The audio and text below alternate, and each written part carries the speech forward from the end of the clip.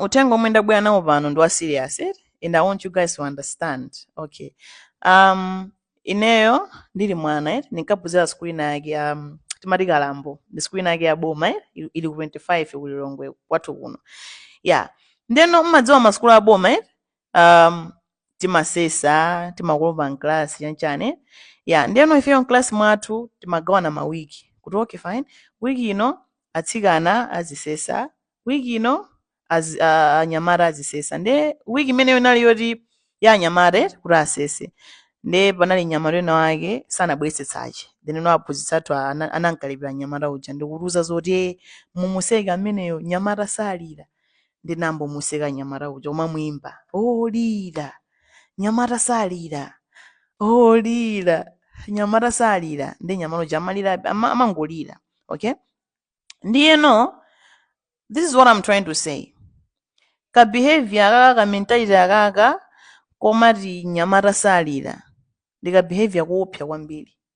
Ene ka behavior akaka tidzipatsirana tsopano. Ine ndizamuza mwana wanga adzauza uyu nde sizizatha. Nde a lot of men anyamara ambiri guys they are depressed. Chifoti anauzidwa kuti ati nyamara salira. Ndeno pano anyamara ambiri amachita ulephera kupanga speak out zinthu zomwe akumana nazo. Even azimuna m'mabanja awa azimuna ena akuzuzidwa ndi azikazi awo. Kumano akabwera pagulu kulongosola kuti ine mkazi wanga akundizuza izi ndizi anthu aseka. Kuti aiwe choka ndiwe chimamuna chopusa. Easy. Olo nyamata kapena olo nyamata kanzima mukubwera pagulu ndikupanga complain zoti kuti wamenyedwa ndi ntsikana kapena nzimayi. Anthu fete museka timuona ngoti ogona.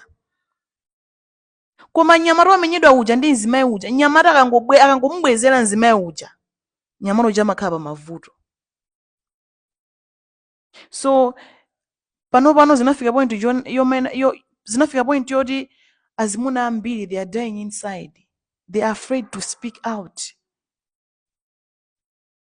And mkuonetsetsa iti anthu ambiri pali chichati kumalayi kuno pali chichati anthu omwe anazipha ambiri amakhala mamale gender iyi ya nyamara azibambo ambiri anazipha. So leroli that ndingupanga kwa video yakanga just to encourage anyamara azibambono. If you have something, if you are going through something, you need to speak out. If I'm ngapanda kuyankhula ana anuso ikangati generation case tsopano chikangati chicheni.